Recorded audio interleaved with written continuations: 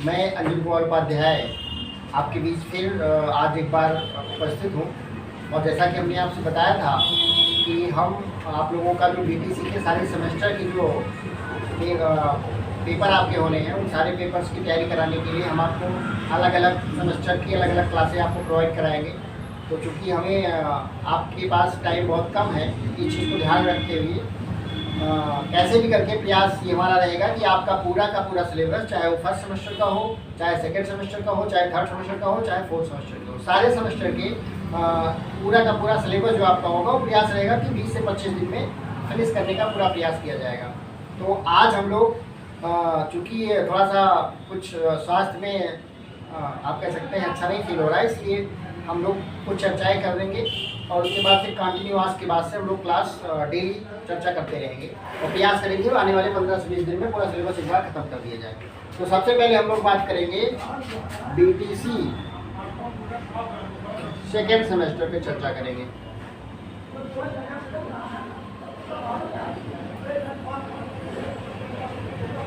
हम लोग की जो क्लास होगी ये बीटीसी सेकेंड सेमेस्टर वालों के लिए रहेगी और उनसे संबंधित जो आपके क्वेश्चंस होंगे, जो चैप्टर्स होंगे, इस पर हम लोग चर्चा करेंगे और इसी आधार पे आज का हमारा क्लास सेट रहेगा।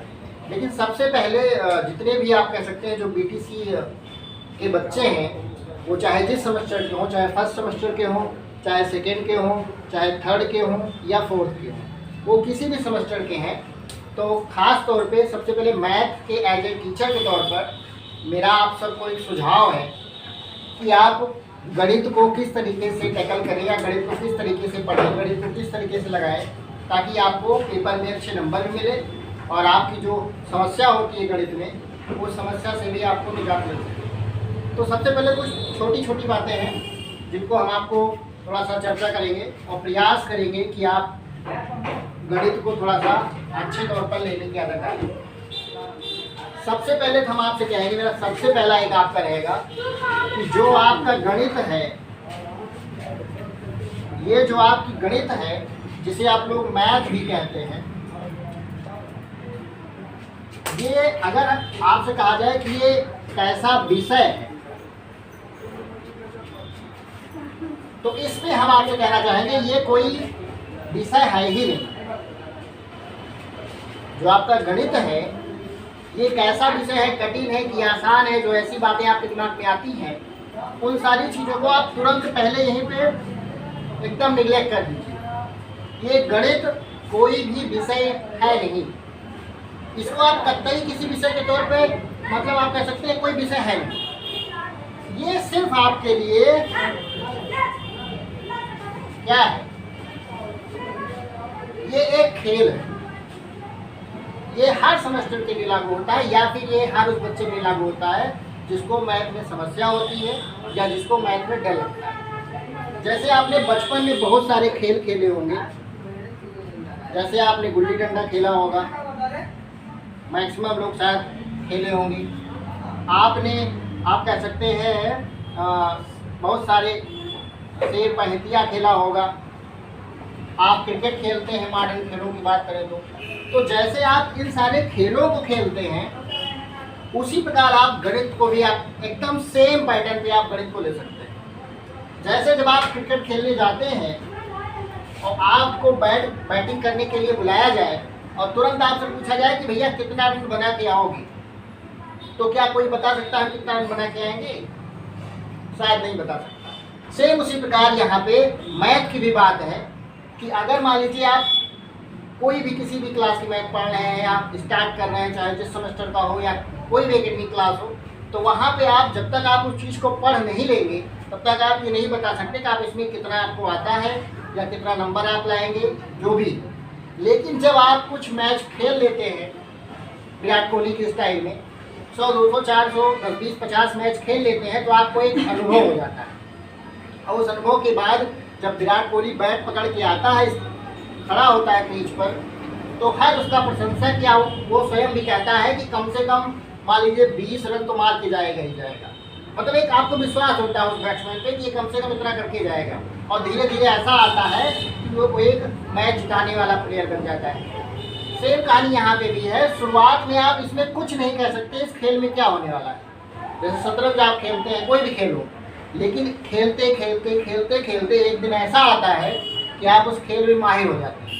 और जब माहिर हो जाते हैं तो किसी खेल में आप जाते हैं और सामने कोई बड़े से बड़ा प्रतिद्वंदी हो, उसको आप आराम से परास्त करके चले जाते हैं।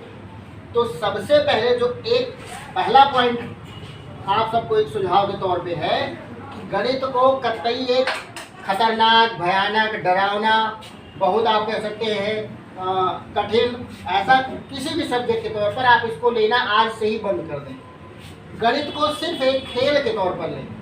ऐसा खेल, सिर्फ एक खेल। और जैसे खेल हमको पता है, आप भी जानते होंगे, खेलने में आपका ज़्यादा मन लगता है।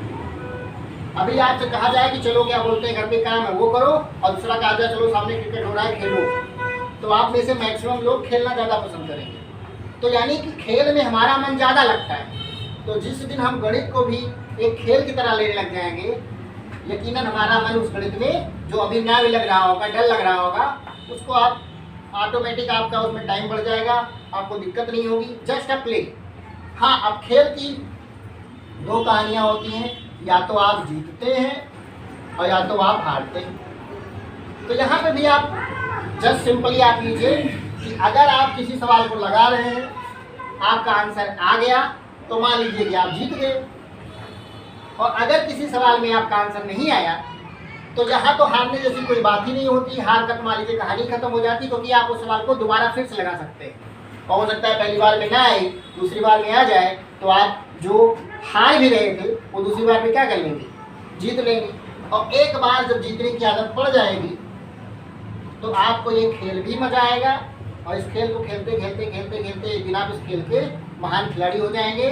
तो आपको इस गणित का जो डर होगा, जो समस्या होगी, ऑटोमेटिक क्या हो जाएगी, खत्म हो जाएगी।